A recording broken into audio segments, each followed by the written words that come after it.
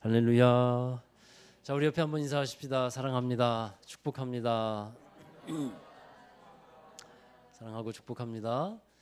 여러분, 우리가 드리는 예배, 이 주일 예배인데 이 예배에는요 다양한 형식들이 있습니다. 우리 교회는 주일 대예배를 예를 들면 찬양으로 예배를 열어가기 시작하는데 그리고 찬양과 기도로 또 예배를 마쳐요. 기도, 축도로 예배를 마치게 되죠. 여러분, 우리 교회에서 우리가 드리는 이 예배의 특징과 의미를 좀 알아둘 필요가 있는데, 우리 교회는 설교 후에 찬양과 기도를 하죠. 어떤 분이 그런 질문을 해요. 이제 이사 오셔서 우리 교회에 등록하시고 함께 예배 드리는 분들 같은 경우에는 다른 전에 섬기던 교회에서는 광고나 헌금이나 이런 걸 다 설교 후에 했는데 왜 우리 교회는 그 전에다 합니까? 그렇게 감리교회만 그런가 봐요. 그런 얘기를 하는데 감리교회라서 그런 게 아니고 이제 목회 또 예배 철학에 따라서 우리가 어떻게 더 은혜를 끼칠 수 있을까? 은혜를 받을 수 있을까 하는 것에 따라서 순서가 이렇게 달라지게 되는데요. 자, 우리의 예배는 이렇습니다. 우리가 하나님의 말씀을 듣고 말씀과 함께 이제 교회의 문을 열고 세상으로 나가는 거예요. 말씀을 듣고 그냥 말씀을 두고 나가는 것이 아니죠. 말씀을 들고 말씀과 함께 세상으로 나가는 겁니다. 그래서 그 말씀을 들고 나가면서 하나님, 이 말씀 주신 말씀 붙들고 내가 승리하겠습니다. 그래서 그 의미로 결단하며 함께 기도하고 나가는 거예요. 할렐루야. 그래서 여러분, 예배를 딱 드릴 때 찬양하고 기도한다는 것은 그 결단하면서 말씀 들고 세상에 나가서 승리하겠습니다. 이런 고백이 있다는 것을 여러분 기억하시고 또 그렇게 행하시기를 주의 이름으로 축원합니다. 그리고 이제 기도하고 나서 축도를 하죠. 축도가 끝나야 이제 예배가 끝나는 거예요.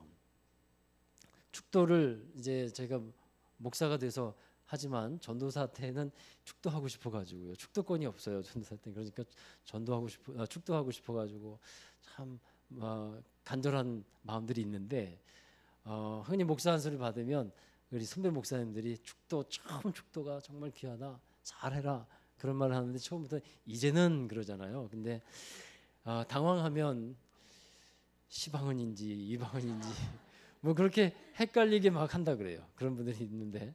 그래서 이제는 하면서 축도를 하는데 이 축도의 의미가 있어요. 축도가 참 귀하거든요. 그래서 축도에 잘 참여할 수 있어야 합니다.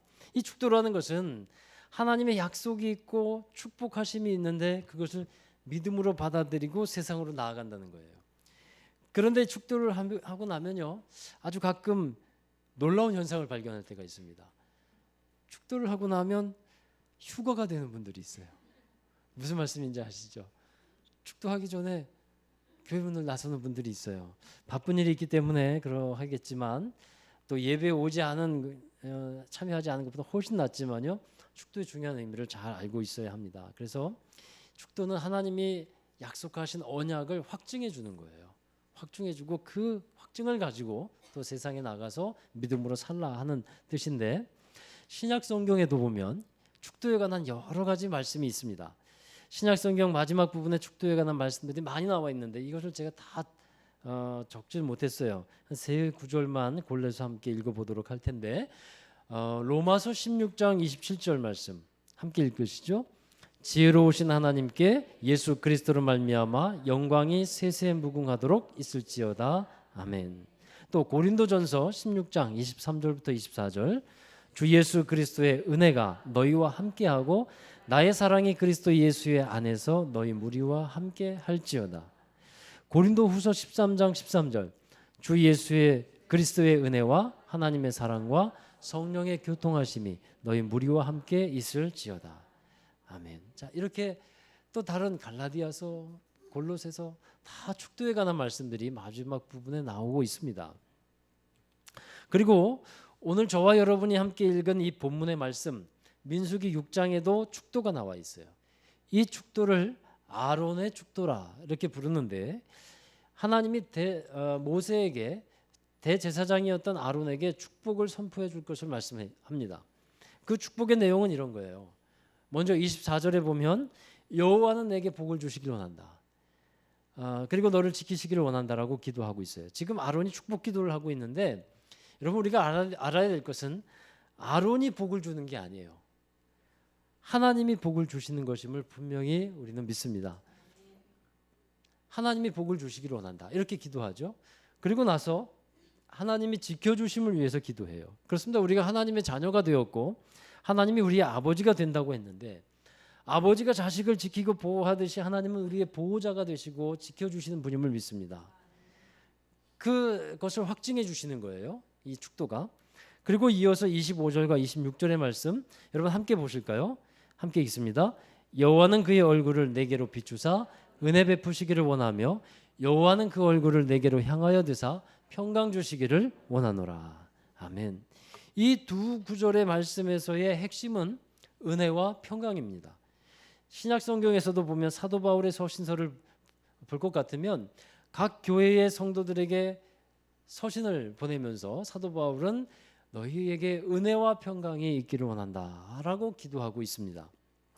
하나님은 이러한 축복을 모세에게 말했고 아론과 그의 아들들에게 전했고 제사장의 일을 감당하는 아론과 이 아들들은 이 제사장으로서 이스라엘 백성들을 축복하게 되는 겁니다. 자, 오늘 드린 말씀이 이 본문의 내용입니다. 하나님께서 하나님의 자녀된 이스라엘 백성들을 축복하신다는 거예요. 하나님이 축복하시는 사람들, 여러분 어떤 사람들이겠습니까? 분명히 우리 하나님의 사람들인 줄로 믿는데 우리는 이것을 깨달아야 돼요. 오늘 민수기 6장 이 아론의 축복 기도에 관한 말씀을 제가 읽었지만 하나님이 제가 주목하는 것은 하나님이 어떤 사람에게 이 축복을 주시는가를 우리는 주목해 보자 하는 것입니다. 먼저 어떤 사람이냐 하면요. 하나님의 축복을 받는 사람들은 하나님께서 구별하신 사람이라 하는 말씀이에요. 아론의 축복 기도가 민수기 6장에 나오잖아요. 우리가 6장을 읽었어요. 그러면 이 말씀 전까지는 어떤 내용이 나올까요? 여러분 민수기라는 성경의 제목 민수기 무슨 뜻이냐면요. 백성들을 계수한다라고 하는 뜻이에요. 말하자면 인구조사하는 겁니다. 6장까지의 인구조사 백성들을 계수하는 내용을 보면 이 세 부류의 사람을 하나님께서 계수를 하고 있는 것을 보게 돼요. 민수기 1장과 2장에서는 전쟁에 나갈 만한 20세 이상의 남자 그게 각 지파별로 12지파마다 몇 명씩 되느냐 해서 전쟁에 나갈 만한 사람을 20세 이상으로 계수를 하게 됩니다. 그런데 이 12지파 사람들 중에 빠진 사람들이 있었어요. 어떤 사람들이 빠졌을까요? 어떤 지파가 빠졌을까요? 레위 지파가 빠졌어요. 예. 레위 지파를 빼놓고 12지파예요.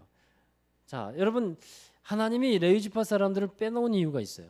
그것은 레위 지파 사람들이 성막에 관계된 일을 해야 되기 때문에 그러니까 제사에 관계된 일을 해야 되기 때문에 따로 떼어 놓으셨다는 겁니다. 그래서 3장과 4장으로 넘어갈 것 같으면 이제 드디어 레위 지파를 계수하게 돼요. 레위 지파가 몇 명인지. 그러니까 레위에게는요 세 아들이 있었습니다. 게르손, 무라리, 고핫이라고 하는 세 아들이 있었는데 이 세 아들을 통해서 나온 자손들이 있어요. 이 자손들이 과연 몇 명이나 되느냐? 그래서 게르손 자손, 고핫 자손, 무라리 자손 이렇게 나눠서 계수를 합니다. 근데 그 기준이 있습니다. 1개월 이상 된 남자아이, 1개월 이상 된 남자를 계수를 합니다. 이게 두 번째 계수하는 내용이에요. 그리고 세 번째는 이스라엘 자손 중에서 맏아들로 태어난 사람들 그 중에 1개월 이상 된 남자가 몇 명이냐 이것을 계수를 해요. 처음에는 20세 이상이었던 싸움에 나갈 만한 사람들 계수했죠. 이제는 레위 지파 계수한 다음에 1개월 이상 된 큰아들 1개월 이상 된 큰아들이 몇 명이냐.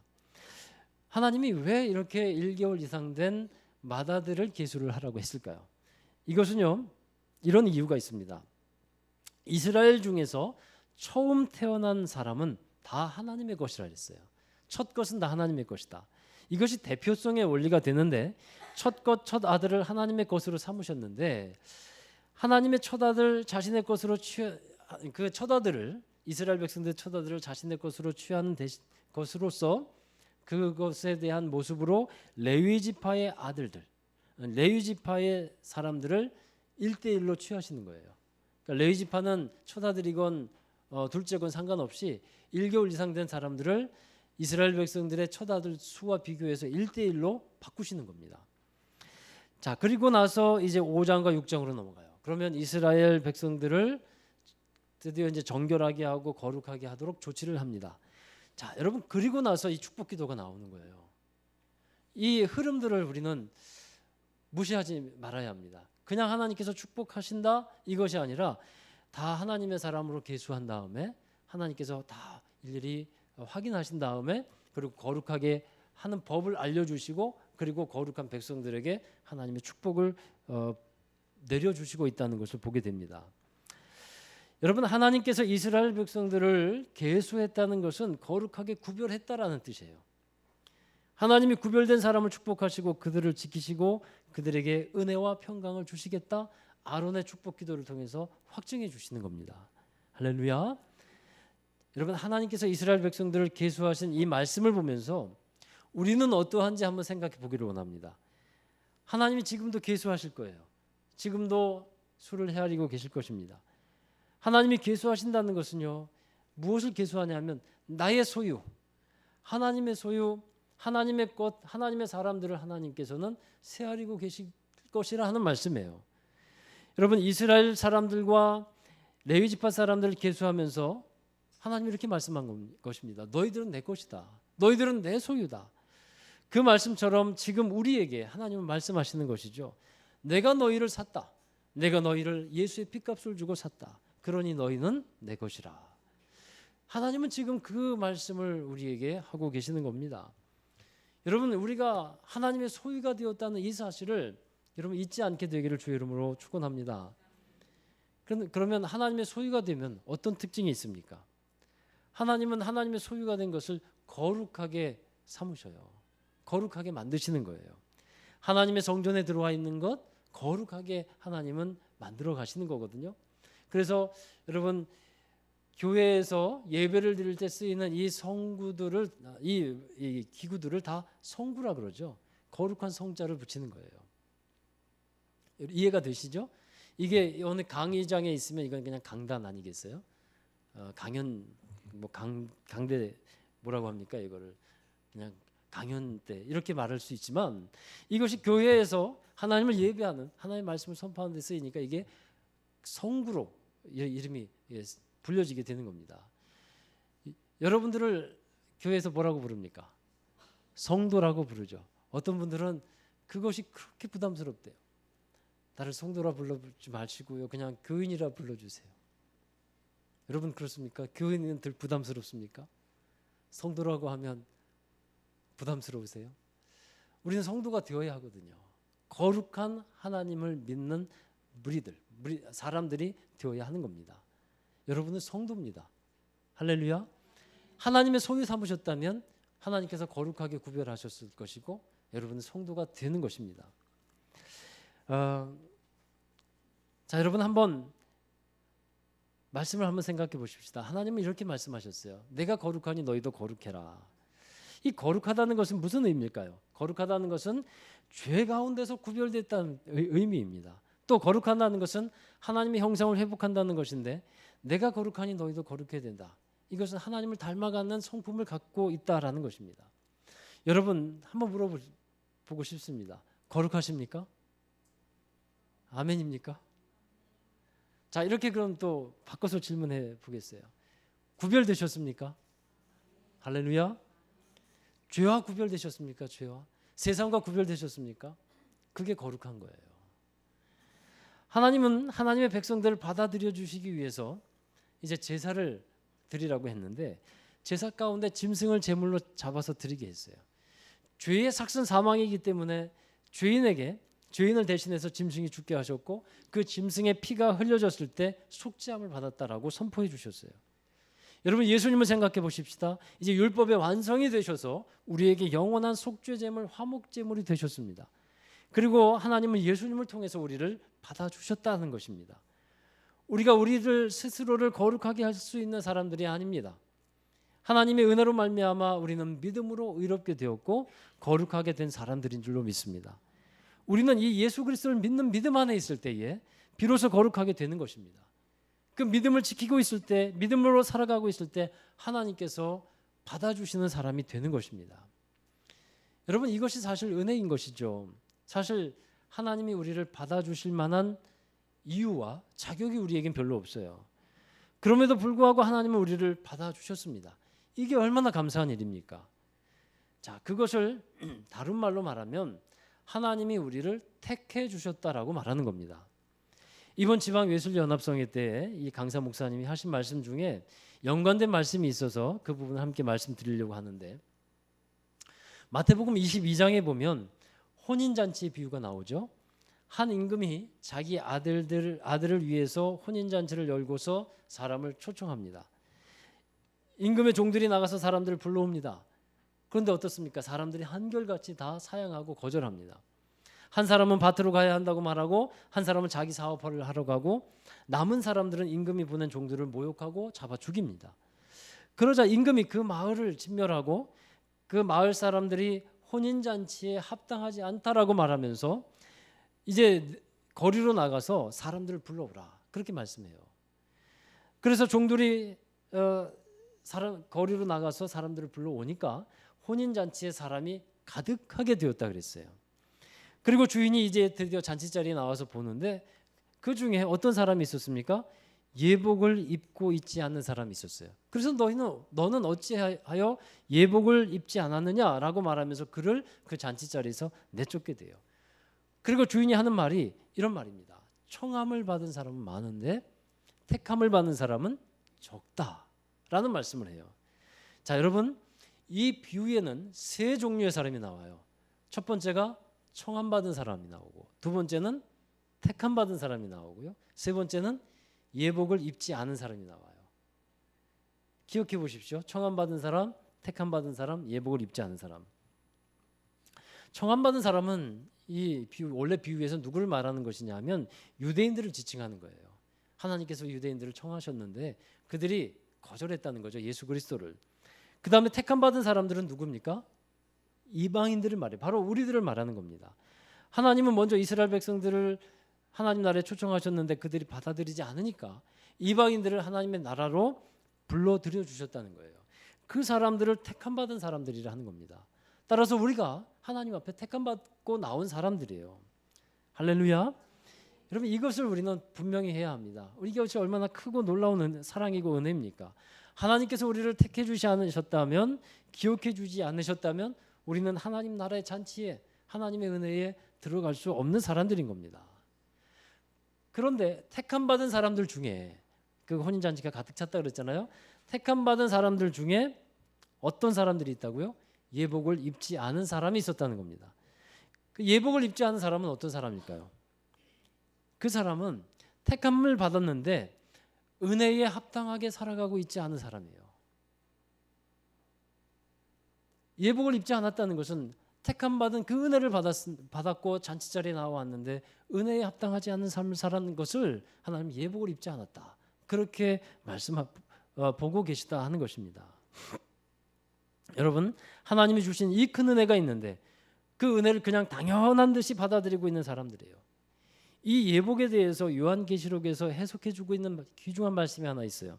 자, 요한계시록 19장 8절 함께 읽어보시죠. 그에게 빛나고 깨끗한 세마포 옷을 입도록 허락하셨으니 이 세마포 옷은 성도들의 옳은 행실이로다 하더라. 아멘.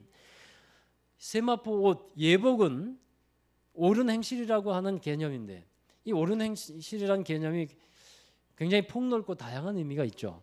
그렇겠지만 우리가 정리해 본다면 하나님께서 은혜로 주신 것을 값지고 정말 귀중하게 살아내고 있는 것, 이것을 우리는 예복을 입고 살아간다, 하나님께서 보시는 옳은 행실이다, 그렇게 여기고 계시다는 겁니다.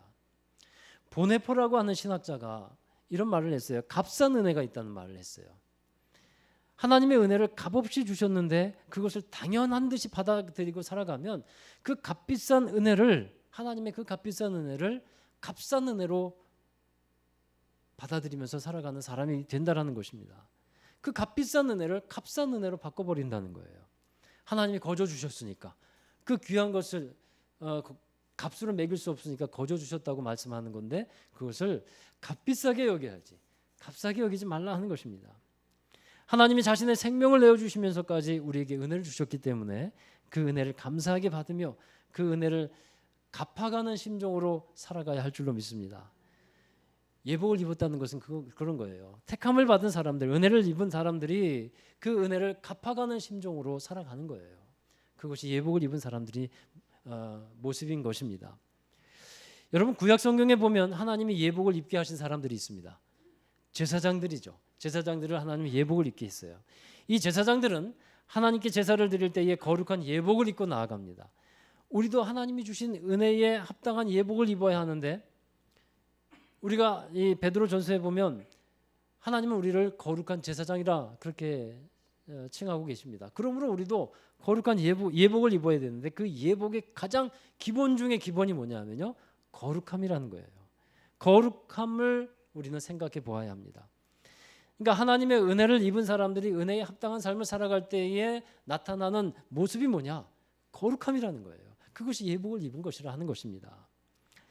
여러분, 이 우리가 드리는 이 예배의 거룩함을 한번 생각해 보시기 바랍니다. 우리가 드리는 이 예배, 하나님이 받으실 만한 예배가 되고 거룩한 예배가 되어야 할 줄로 믿습니다.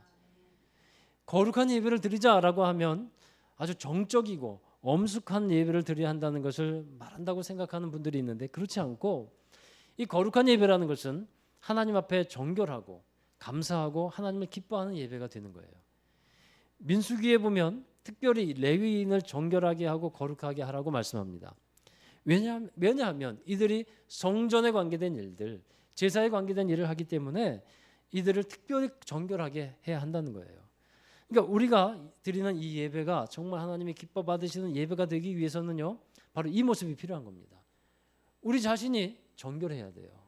우리 자신이 거룩하게 예배자로 서야 하는 것입니다. 여러분 우리 교회가 예배를 드릴 때 찬양으로 예배를 열어가잖아요. 이 찬양이 참 큰 은혜가 있거든요. 찬양으로 예배를 열어가는데 예전에는 이 찬양을 우리는 지금 찬양단이라고 부르고 있습니다만 요즘에는요 이 찬양단을 뭐라고 부르는지 아세요? 예배팀이라고 불러요.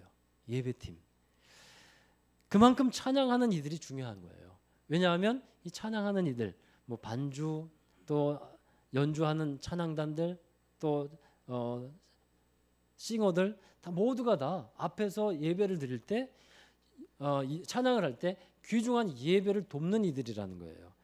그러니까 예배를 돕는 이들이 먼저 어떻게 해야 합니까? 정결하고 거룩해야 되는 거예요. 그래야 그 찬양 가운데 하나님의 은혜와 하나님의 임재가 더 충만하게 있게 되는 것입니다. 여러분 잘하고 계시지만 우리 예배팀들 찬양팀들 잘 들으세요. 먼저 거룩해야 돼요. 먼저 정결해야 되고 그래서 하나님께 여러분 자신이 먼저 드려줘야 하는 것임을 믿습니다. 성가대는 어떤가요?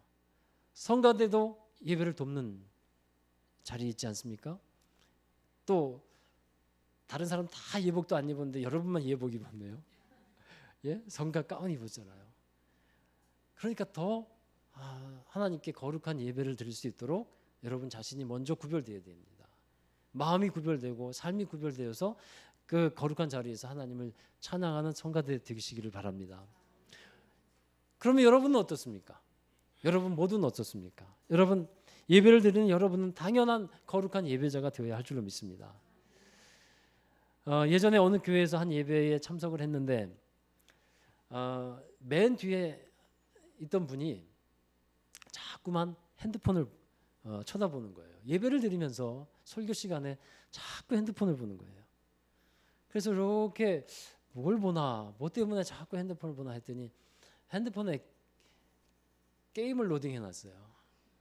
그래서 말씀 들으면서 이렇게 중간중간에 터치하는 거예요. 이렇게. 여러분 예배 중입니까? 게임 중입니까? 예? 그거를 예배라고 할 수 있을까요? 어떤 분들은 또 이런 분이 있다 그래요. 전에 목사님이 한번 그런 얘기를 했는데 예배 가운데 막 그 설교 가운데 얼굴이 막 좋아졌다가 또 얼굴이 갑자기 어두워졌다가 또 얼굴이 좋아졌다가 얼굴이 어두워졌다가 그러더래요. 그래서 왜 그런가 했더니 그분도 스마트폰을 보고 있는데 주식 동향을 보고 있대요.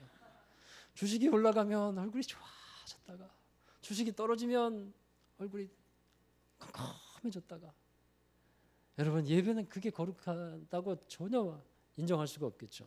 그렇습니다, 여러분. 온전한 예배, 온전한 제사가 되기 위해서는 우리가 온 마음을 주님께 집중해야 할 줄로 믿습니다.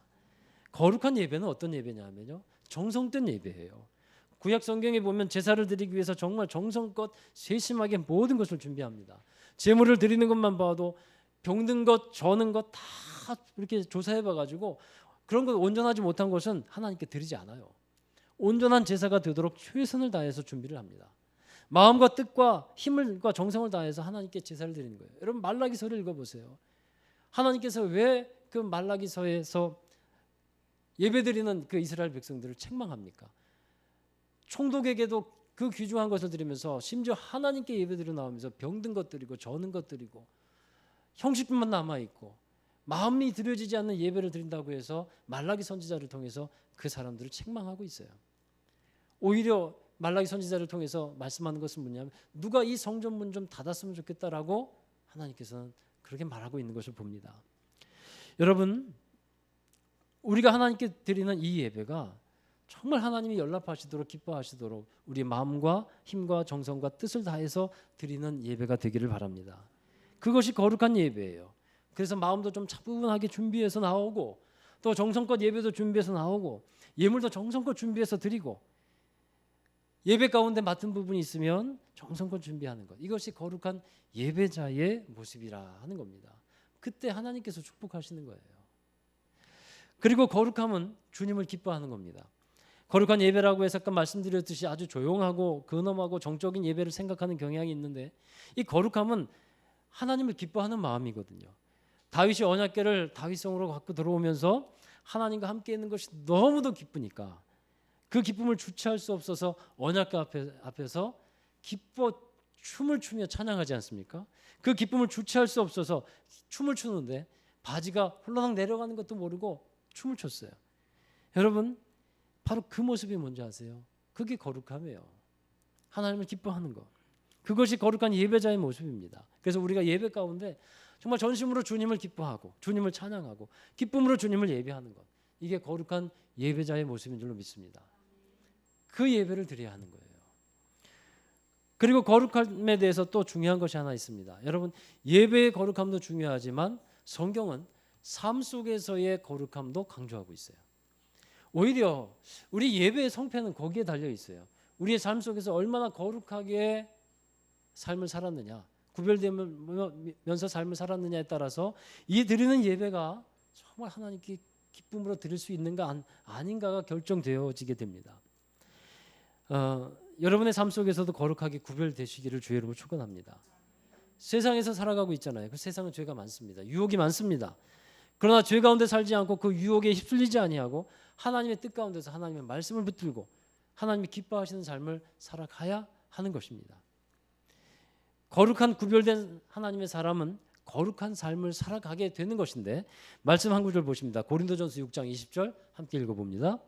값으로 산 것이 되었으니 그런즉 너희 몸으로 하나님께 영광을 돌리라. 아멘. 다시 한번 읽어보시죠. 값으로 산 것이 되었으니 그런즉 너희 몸으로 하나님께 영광을 돌리라. 아멘. 몸으로 하나님께 영광 돌리라. 여러분, 이 몸이 그냥 몸이 아니라는 거예요. 정말 귀한 몸입니다. 죄 가운데서 뒹굴고 있어야 할 몸이 아니라는 거예요. 유명한 운동선수들 보면 몸값이 있죠. 몇십억 되는 몸값이 있는 사람이 있고 심지어 몇백억짜리도 있습니다. 몸값을 하는 선수들 보면 그 값이 아깝지 않은 거예요. 그러나 몸값을 못하는 선수들을 뭐라고 부르냐 하면 먹튀 선수라 불러요. 먹튀 선수. 몸값을 제대로 해내지 못하기 때문에 그래요. 여러분, 하나님이 우리를 정말 비싼 값을 주고 사셨어요. 이제 그 값을 하라는 겁니다. 그 값을 하는 것은 무슨 뜻이냐면 거룩한 삶을 살아가라고 하는 거예요. 그래서 고린도전서 6장에 이 말씀, 너희 몸으로 하나님께 영광을 돌리라고 하는 말씀을 하고 있는데, 여러분, 어떤 상황에서 고린도전서 6장에서 이 말씀을 기록하고 있는지 아십니까? 이 말씀이 어느 배경 가운데서 나왔냐면 음행이라고 하는 그런 죄 가운데서 이 말씀을 하고 있어요. 사람마다 음행을 피해야 한다는 것입니다. 우리 몸이 성령이 거하시는 거룩한 성전이기 때문에 음행을 피해야 하는데 그래야만 우리 몸으로 하나님께 영광을 돌릴 수 있다는 것이죠. 여러분, 하나님께 거룩한 은혜를 받은 사람은 몸도 구별되게 되어 있어요. 몸이 구별되어야 합니다. 민수기 5장에도 보면 우리가 민수기 6장의 말씀을 읽었는데 5장의 말씀에 보면 의심의 소재라고 하는 게 나옵니다. 의심의 소재가 뭐냐 하면 아내가 불륜이 의심될 때 제사장에 가서 의심의 소재를 가루를 해서 이렇게 마십니다. 그 마시면요, 만약에 정말 그게 불륜이 있거나 음행이 있게 되면 배가 볼록하게 나와가지고 병들게 돼요. 그래서 이제 판별을 받으라는 거예요. 하나님은 왜 이러한 의식까지 만들어 놓으셨을까요? 하나님의 자녀의 거룩함을 지키려 하는 것입니다. 그 거룩함의 가장 기본은 부부간에 이루어지는 거예요. 그리고 가정에서 먼저 거룩해져야 한다는 것입니다. 불륜이나 간음으로 인해서 하나님과의 관계 속에서 이 거룩함이 깨어지지 않도록 하라 하는 것입니다. 사랑하는 여러분, 저는 우리 교회가 더욱더 거룩해지기를 소원합니다. 또 여러분들이 예배를 드릴 때뿐만 아니라 여러분의 일상의 삶 속에서도 더 구별되시기를 바라고 더 거룩하기를 원합니다. 왜냐하면 그 거룩함이 하나님의 능력을 나타내는 삶이 될 것이고 하나님께 영광을 돌리는 삶이 될 것이기 때문입니다. 여러분, 말씀을 정리하면요, 오늘 본문의 말씀은 아론의 축복 기도에 관한 내용이에요. 그런데 저는 이 말씀을 읽으면서 하나님이 축복하시는, 축도하시는 이 사람이 과연 어떤 사람인가 주목하게 되는데, 하나님이 축복하시는 사람이 되면 하나님이 모세와 아론에게 말씀하신 이 축복이 저와 여러분에게 확증되어서 삶에 나타나게 될 것이라고 저는 믿습니다. 하나님이 우리에게 복을 주시고 우리를 지켜주시고 우리에게 얼굴을 향하여 드사 은혜와 평강 주시기를 원하시는데 그 삶이 우리에게 이루어지게 될 것임을 저는 믿습니다. 그 축복은요, 거룩한 백성들에게 주시는 하나님의 거룩한 축복이에요. 여러분, 이 말씀 하나를 기억하고 성전에 나갈 수 있기를 바랍니다. 한번 따라 하실까요? 거룩함이 능력입니다. 거룩함이 능력이에요. 여러분, 하나님의 사람들이 거룩함을 잃어버리기 때문에 세상을 이기지 못하는 겁니다. 하나님의 교회가 거룩함으로 세상을 대하지 않기 때문에 빛을 내지 못하는 것입니다. 거룩한 백성에게 하나님은 거룩한 축복으로 함께하여 주십니다. 그 삶을 위해서 여러분, 은혜 받은 자로 은혜에 합당한 거룩한 예배를 드리십시오. 그리고 은혜에 합당한 삶을 살아가는 여러분 되시기를 주의 이름으로 축원합니다. 기도하겠습니다. 거룩한 하나님의 백성들 되기를 원하고 또 하나님께서 예수 그리스도를 통해 우리를 그렇게 인도해 주셨음을 믿습니다. 이제 우리는 은혜에 합당한 삶을 살아가며 거룩한 백성으로 삶을 살아갈 때 하나님께서 축복하시는 바 그 놀라운 하나님이 지켜주시고 함께하시는 복의 근원 되신 하나님의 축복이 우리의 삶에 아름다운 열매 되게 하여 주시옵소서. 오늘도 우리를 말씀으로 주장하시고 이끌어 주시는 하나님께 감사드리오며 예수님의 이름으로 감사하며 기도하옵나이다. 아멘. 우리 함께 자리에서 일어나시겠습니다. 여러분, 말씀드렸지만 우리가 찬양을 드리고 기도를 하는 것은 주신 말씀 생각하면서 성전문을 나서며 하나님 주신 말씀대로 믿음으로 따라 살겠습니다. 결단하는 거예요. 그리고 그 고백을 드리고 말씀을 가지고 세상에 나가서 승리하는 겁니다. 오늘 찬양하면서 그 마음을 다시 한번 여러분 마음에 두시기를 원하고 결단하는 기도가 되기를 원합니다. 주의 말씀 앞에선 우리 함께 찬양하겠습니다. 주의 말씀 앞에서 당신은 참된 예배자 그토록 찾으시던 하나님의 기쁨 이 세상을 향한 거룩한 생명빛 되어 이 세상을 위한 구원의 소망 되어 영원한 하나님의 나라 함께 세워가리. 주의 부르심 따라 주의 부르심 따라 당신의 삶을 드릴 때 세상은 당신 안에서 주의 영광 보이라. 이 세상을 이길 주님의 군사 되어 이 세상을 섬길 주님의 손과 발 되어 영원한 하나님의 나라 함께 세워 이 세상을 향한 거룩한 생명빛 되어 이 세상을 향한 거룩한 생명빛 되어 이 세상을 위한 구원의 소망 되어 구원의 소망 되어 영원한 하나님의 나라 함께 세워 이 세상을 이길 주님의 군사 되어 이 세상을 이길 주님의 군사 이 세상을 섬길 주님의 손과 발 되어 섬길 주님의 손과 발 되어 영원한 하나님의 나라 함께 세워가리. 여러분, 저와 여러분이 함께 약속했으면 좋겠습니다. 이 약속을 함께 하기를 원하는데 다음 주에 예배 오실 때 이 고백을 하나님께 드렸으면 좋겠습니다. 하나님 말씀으로 제가 살아가서 거룩하게 살아갔고요. 그리고 최선을 다해서 거룩하려고 노력했고 또 세상을 이기려고 노력했습니다. 그래서 하나님 정말 더욱더 기쁨으로 예배드릴 수 있어서 감사합니다. 다음 주에 이 자리에 와서 예배드릴 때 그 고백을 여러분이 함께 했으면 좋겠어요. 여러분의 삶의 거룩한 능력이 예배의 성공을 좌우하게 될 것입니다. 우리 함께 기도하며 고백할 텐데요. 하나님 주신 말씀 따라서 세상에 나갈 때 세상의 죄와 유혹 너무나 많지만 그것을 우리는 말씀으로 이기겠습니다. 주의 주신 뜻을 붙들고 살아가며 이기겠습니다. 그리고 주님의 군사 되어 이기겠습니다. 주님의 나라를 이루어 가겠습니다. 여러분 함께 결단하며 고백하며 기도하겠습니다. 함께 기도하시겠습니다. 거룩하신 아버지 하나님 감사합니다. 내가 거룩하니 너희도 거룩하라 말씀하신 주님, 그 거룩하신 주님 앞에 저희들 거룩한 모습으로 예배하고 살아갈 수 있게 하여 주시옵소서. 하나님의 말씀이 우리 가운데 있습니다.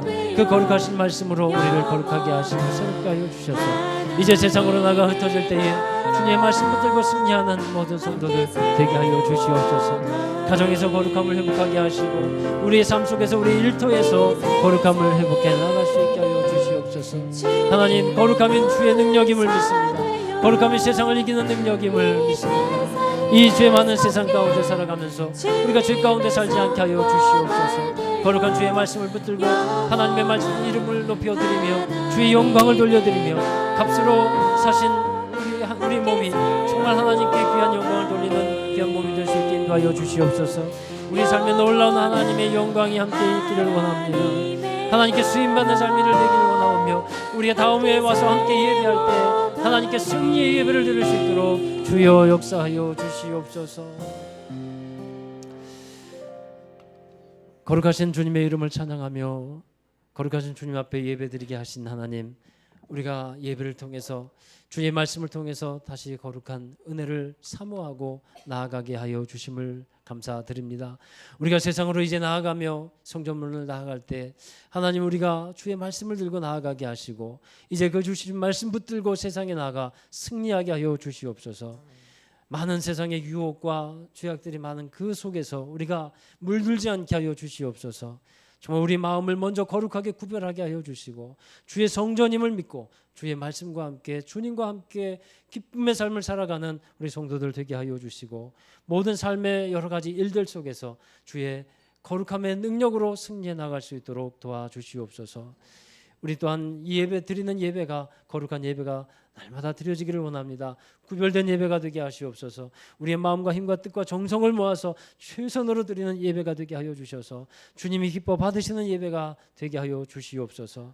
주님께서 축복하시는 예배가 되게 하여 주셔서 주님께서 복을 주시고 우리를 지켜주시기를 원하고 주의 얼굴을 우리에게 향하여 드사 은혜와 평강 주시기를 원합니다. 그 삶을, 그 축복을 우리의 삶 속에서 확인하며 살아가는 모든 성도들이 되게 하여 주시옵소서. 그렇게 이루어 주실 주님을 찬양하며 이제는 우리 구주 예수 그리스도의 극진하신 은혜와 하나님 아버지의 무한하신 사랑하심과